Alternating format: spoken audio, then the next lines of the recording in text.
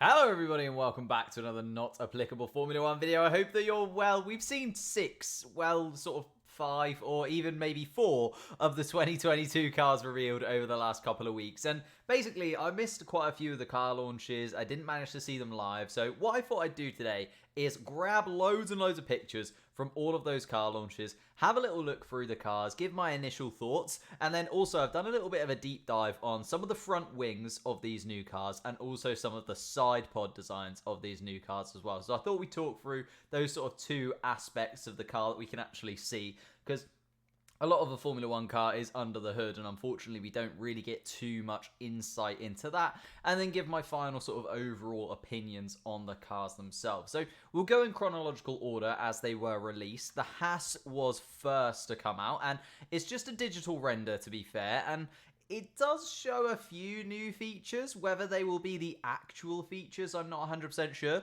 But what we can delve into is the aerodynamics of this Haas car, because Haas finally have their own aero team after Ferrari kind of had to get rid of some people due to the budget cuts. Haas kind of picked those people up. So it's quite nice to see that Haas now have their own in-store development for their aero. But I feel like a lot of the sort of real nuances that Haas are going to have are kind of hidden due to that Ferrari partnership and the fact that we aren't seeing the Ferrari car until today, actually, as this video drops. Then we saw the Red Bull. I'm not even going to talk about the Red Bull. What is there to talk about this? It's literally just the 2022 car from Silverstone repainted in some Red Bull colours. We knew exactly what the Red Bull was going to look like. We actually wanted to know some details.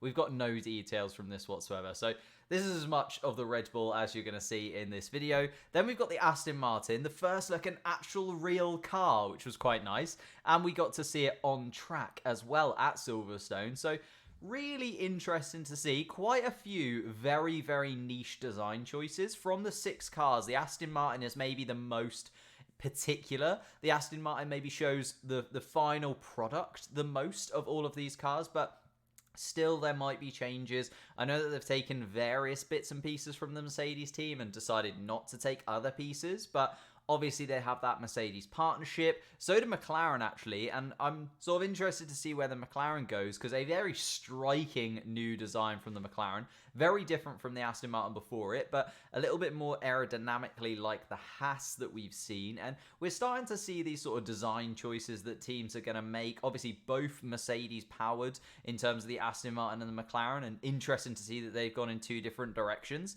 considering their aero packages. And they have exactly the same engine. I think they're taking the same gearbox, but I think they've taken different parts of the suspension from the Mercedes, and Aston Martin have delved into the rear suspension a little bit more, and actually McLaren have a completely different front suspension that we'll talk about when we talk about the aerodynamics of the front wing. Alpha Tauri then released their car. Again, considering their ties to Red Bull and the fact that Red Bull kept their cards so incredibly close to their chests, I'm not sure that this AlphaTauri really tells us what the final product is going to be. Again, I'll delve into that a little bit more when we talk about the front wing, because I think this AlphaTauri will have lots and lots of changes over the next couple of weeks before we see it actually in testing. And again, I think they're holding a few cards very close to their chest for Red Bull. And then the final car that we've seen so far is the Williams. And I know that lots of people were a bit disappointed with how the Williams looks. Personally, I'm really, really clean and happy with this Williams car. I think the blue works really nicely. It's kind of Alpine-y, isn't it, in its design? It's got that light blue, and I think the red really works too. I know that that's the livery, and we'll delve into the actual car itself in a little while. But again, we got to see this car on track at Silverstone, which was quite nice. And again, linked with Mercedes, how many of these parts have they taken from Mercedes? How many haven't they? And whether they'll change when the Mercedes car finally comes out and they get to see what the actual works team is doing. But they were the 6 cars we've seen so far. And as I said, quite a lot of little things to pick up from there. The main thing that struck me from these 6 cars, removing the Red Bull. I think we don't really need to talk about the Red Bull because it is just the 2022 car we saw 6 months ago, so it doesn't really add anything to the party. But out of those 5 cars that we have seen, I think the 2 striking factors for me were the front wing design of some of these new cars, and therefore leading into the push or pull rods behind. Again, a little bit interesting to see which teams went for what. And then finally, the side pod design is so incredibly different, and the way that it tapers into the back of the car and obviously towards the rear wing. Very, very interesting to see the side pods so very different in lots and lots of these cars. So let's delve into that a little bit. I'm going to delve into front wings first, talk about each of those 5 front wings, and then we'll delve into the 5 side pods too. And I sort of made some notes as I was watching the clips a little bit earlier on. Haas, really, really narrow square nose. And it's interesting to see that they've gone for a very, very distinct nose on their car. If you just look at the front of it, it's almost rectangular at points, isn't it? And also, I think really, really interesting to know that they've gone for the maximum of 4 elements of the front wing. That kind of under element in the black and then the 3 coloured elements atop. So it's quite a vicious front wing. It's very, very pronounced. You can see that the front wing delves upwards into the middle, very, very high peak towards the middle of that front wing. And as I said, a very square nose. So I was sort of thinking, oh, okay, maybe this is something that we're going to see. Really aggressive front wings with lots of height to sort of deviate that air towards those side pods a little bit. And then the tiny, tiny inlets on the side pod of the Haas. Whereas if you look at the Aston Martin, the front wing is completely different. No square nose whatsoever at all. And actually really nice, smooth nose to wing transition is what I got from this. Again, we've got those 4 elements. But if you look at the sort of radius around the 4 elements and the way they're constructed, again, you've got that first element at the bottom, which kind of stands alone by itself, and then the 3 elements actually attached to the nose. But the way that second element just seamlessly folds into that nose, I think is a really, really interesting design that Aston Martin have gone for. And I think aerodynamically, that will show something completely different to what we've seen on the Haas. Also, raised middle, again, sort of that middle section of the wing is raised quite considerably. And then the nose itself on the Aston Martin car, probably not the best picture to show it, but the wing itself almost points upwards. The front wing is raised, the nose is raised to such an extent that it almost makes it look like all of the air that is going to be pushed underneath that car is going to go straight to the floor. And whether that's a big dynamic design that Aston Martin have gone for, where all of that air is pushed right underneath the car. And actually, we'll delve into when we get to their side pods as well, how that might fit into their aerodynamics towards the side pods too. And then also, I thought was quite interesting that the front suspension is Aston Martin's own. So they could have gone with the front suspension of Mercedes. That is a part that they're allowed to share. But they've decided not to wait to see the Mercedes car, but instead to go completely on their own for that front suspension. So we'll have to wait and see if the Mercedes is any different, or whether Aston Martin have absolutely nailed this on the head. McLaren had a very similar front wing to the Haas car. I think of the front wings we're going to see, Aston Martin's kind of... actually, Aston Martin's and Alpha Tauris are kind of a little bit different.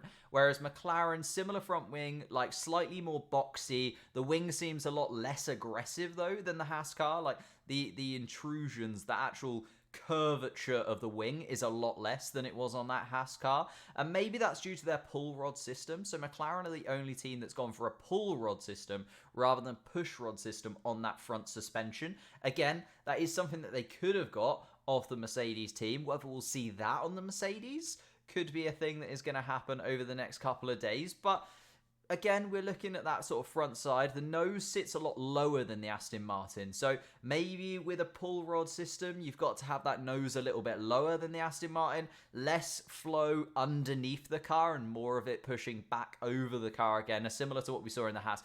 Pushing it up towards those side pods rather than underneath the floor of the car like we had at the Aston Martin. The Alpha Tauri, now I'm not 100% sure if this is going to be the actual Alpha Tauri front wing. First of all, the car itself, the main element, is like attached to the nose. So all 4 points of the front wing are attached to the nose. Whereas what we've seen from the other cars is that sort of bottom element is detached from the front nose. And I think that this is basically, again, Alpha Tauri kind of holding their cards a little bit close to their chest. I don't think that this is going to be the nose of the Alpha Tauri car. We've seen them do that before, by the way, where they released that god-awful ugly nose in 2019, I think it was, and then it was completely different by the time they actually got to testing. I think maybe the front wing is something that Red Bull and Alpha Tauri are sort of not obviously sharing, because it's one of the parts they're not allowed to share, but maybe working together with, and there's going to be something quite different on the Alpha Tauri and Red Bull car that they don't want to give away yet. Obviously, that longer sweeping nose might be a thing, but I doubt they're going to go so far away from the other cars that we've seen in this sense. And obviously, you know, similar to what we've seen before from the 2022 car at Silverstone, so not too much of a surprise on the Alpha Tauri car. And then finally, the Williams nose, really long and pointed. I quite like the design of the Williams nose, actually. A little bit like what we've seen from Alpha Tauri, in that all of the connections are there. There's only 3 elements to this front wing, which I thought was quite interesting. But again, they're quite pronounced. They're very claustrophobic almost. Like, all of the weight and all of the distribution of the front wing seems to be very, very close to that central channel of the car, and very, very close to the inside of the car. And whether that's something they've gone for, because they've got massive inlets on their side pods, so maybe they need a lot more air directed directly to those side pods, and therefore they've designed that so that it's really, really condensing that air into the middle of the car and pushing that up and over as much as they possibly can. But interesting to see. It's kind of a midway between the Aston Martin and the McLaren. Like, Williams have gone for something very, very different here. And again, because Aston Martin, McLaren, and Williams are all Mercedes power, it would be interesting to see where Mercedes sits with this, because I think all 3 cars have gone for quite different designs aerodynamically. But under the hood, they've got various parts that are the same. I think, you know, Williams working so incredibly well with Mercedes. They're probably going to take the engine, the gearbox, both suspensions are available to them as well. But obviously, both the Alpha Tauri and the Williams may be holding back a little bit, again, because of that Red Bull and Mercedes partnership. And then again, if we look at the bottom plane of that wing, the main bulk of the wing being in the middle, and that curvature at the front, the way that that element at the bottom of the Williams wing really does meet with the front of the car, and you've got that curvature to it, whereas we saw more boxy front wings from Haas and McLaren. So that was sort of my initial takes of the front wings, and the fact that the front wings are so different does point to the fact that these cars are having lots of different options for the teams. I think we're going to see loads of development over the course of 2022, not just because of the new regulations, but as teams notice which teams have got things right and which teams have maybe made some mistakes. And, you know, over time, cars look closer and closer to one another on the grid. That is just something that happens. I think the main thing with these front wings, though, is the longer cars in the McLaren and the Haas are a little bit different compared to, you know, the shorter car in the Aston Martin. Then the Williams is kind of in between.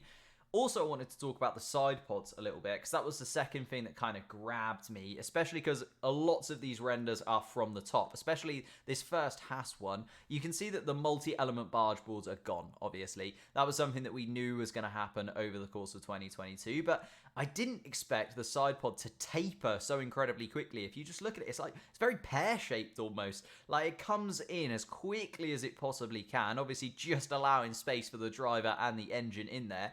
But the side pods themselves really taper in super, super quickly. And it's almost oval-shaped inlets are super small. So pushing air really quickly to the back of the car, both inside the side pod and in the exterior as well, directing that air as quickly as it possibly can be to the back of the car and pushing into that rear wing and the diffuser system behind.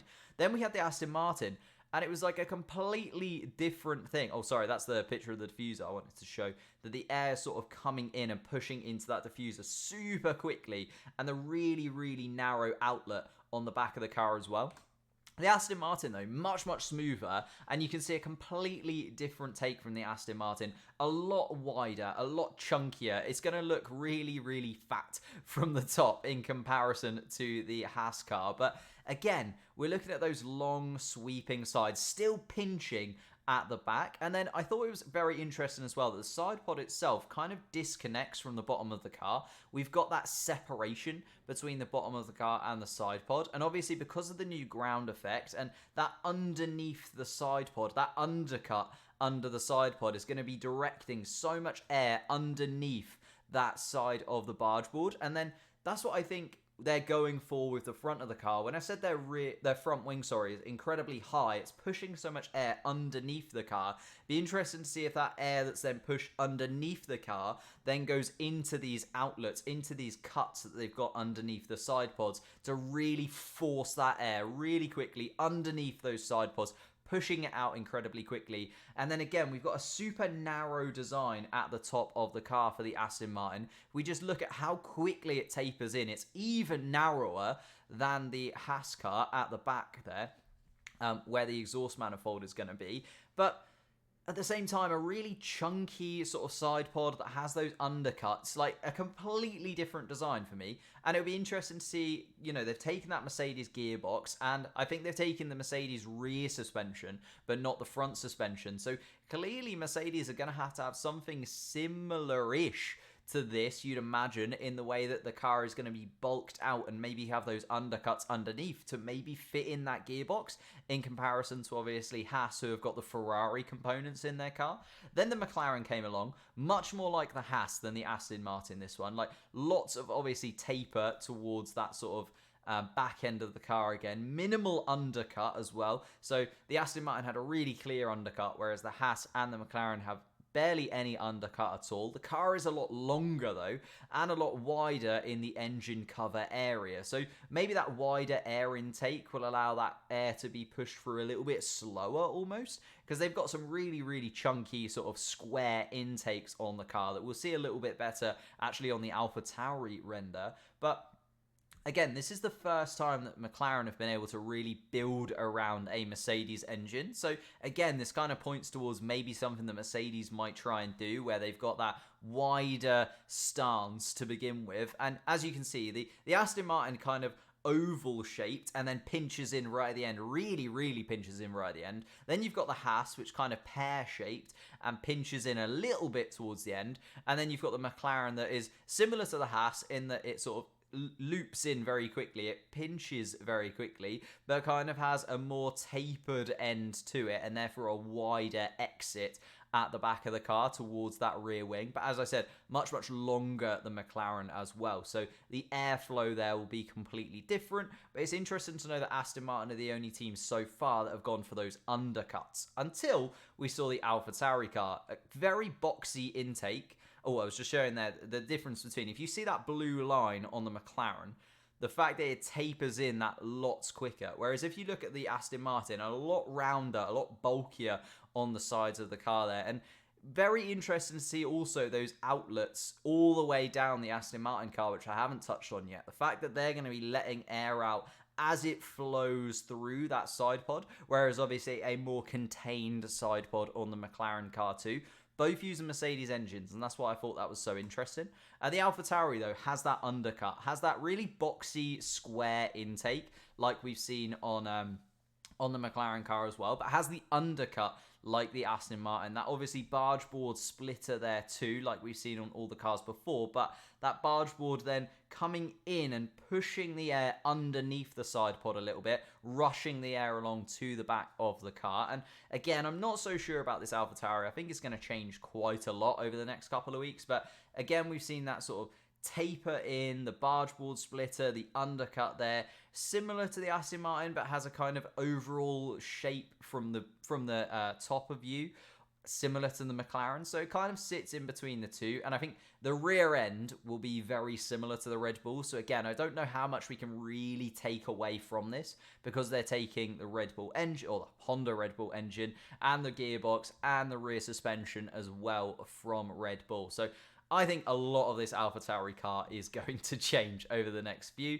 And then Williams have these huge outlets on the side of their car. Again, have that more pear shape, a little bit like the McLaren, I would say, of the cars we've seen so far, but a little bit bulky towards the front end of those side pods. So it's kind of an in-between the Aston Martin and the McLaren with the Williams, this one. Huge intakes, though. Huge side pod outlets that are going to take in and guzzle in air. We've seen a lot of the other teams go for smaller, narrower, and very sophisticated, like very niche, small inlets, whereas Williams just seem to have gone huge, chunky inlets, and obviously those front wing plates pushing all of that air into the big inlet.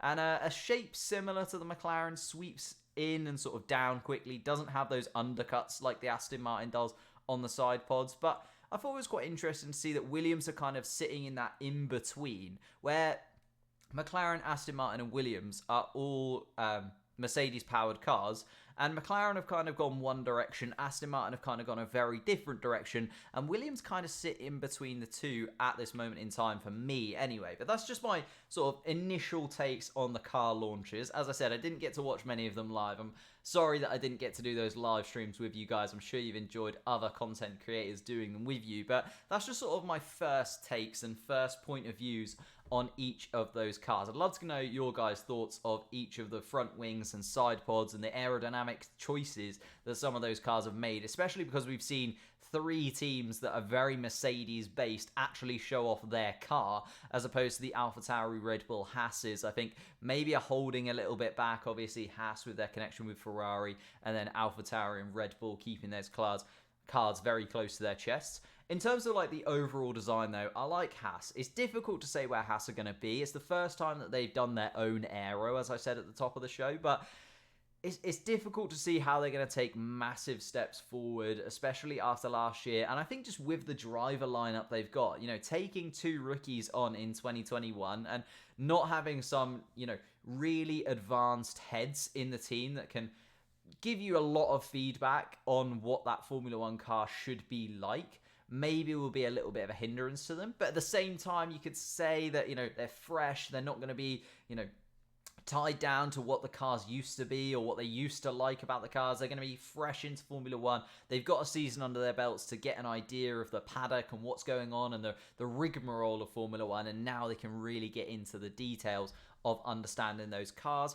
Aston Martin, I think, is the most interesting of the cars we've seen so far. I think it's got the most different design features, and obviously that huge undercut on the side pod and the front wing really, really high up in the air. I think if that's something that continues on and we see on the actual car, it'll be interesting to see whether that is a real good thing or a real bad thing. Because like a lot of the time when you see something completely mental on a Formula One car, it's either like era defining, similar to what we saw on the Brawn, or it's just like absolutely awful and will go in the bin after a couple of races or so. The McLaren, also very interested to see how they take sort of continual steps forward. They've been getting better and better and better as seasons have progressed. I think they're going in the right direction still. I think they will improve. I think Daniel Ricciardo will have a much better season, and the car looks like it's, you know, in between something that I was expecting, and there's little bits of elements in there that I wasn't quite expecting.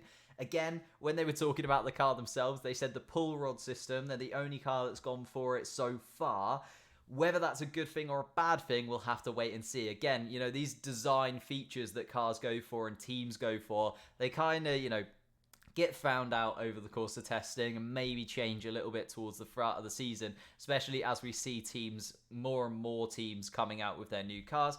Alpha Tauri in a bit of a weird limbo for me. I know that they said that this was going to be their car, but I honestly think it's going to change quite considerably in the next few weeks or so. As we see more and more parts from the Red Bull as well, I think the Alpha Tauri will take little hints and tips here and there to how to get this engine and the sort of best out of their gearbox and so on. And then Williams, huge changes in Williams over the last few years, we've got to remember. Like, even the Williams family are not part of Williams anymore. They've had a huge infrastructure change. I think it's a little bit too early to say that Williams are going to be challenging at the top. I do like the design of the car they've gone for. I think they've gone, you know, very middle of the road. I think, you know, if we've seen Aston Martin and McLaren and said they're a bit out there, I think the Williams is a little bit more held in. But I think they're looking for long-term stability at Williams. I don't think they're looking for, we need to challenge for titles this year. Maybe in 5-6 years' time, when again we get another sort of generation of Formula One, another iteration of the rules and the changes that come in, maybe that's the next time that we'll see them be a little bit more competitive. I don't think it will be this time around. But that's just my take. I'd love to know your thoughts in the comments down below. Thank you so much for watching. I know this video is completely different and kind of a bit of a ramble from me just about some aerodynamics. You're either into that or you're not. But if you were, thank you so much. Leave a like and subscribe to the channel. I was going to say something else, but it will have to wait for another time. Thank you so much for watching. Leave a like, subscribe, and I'll see you next time.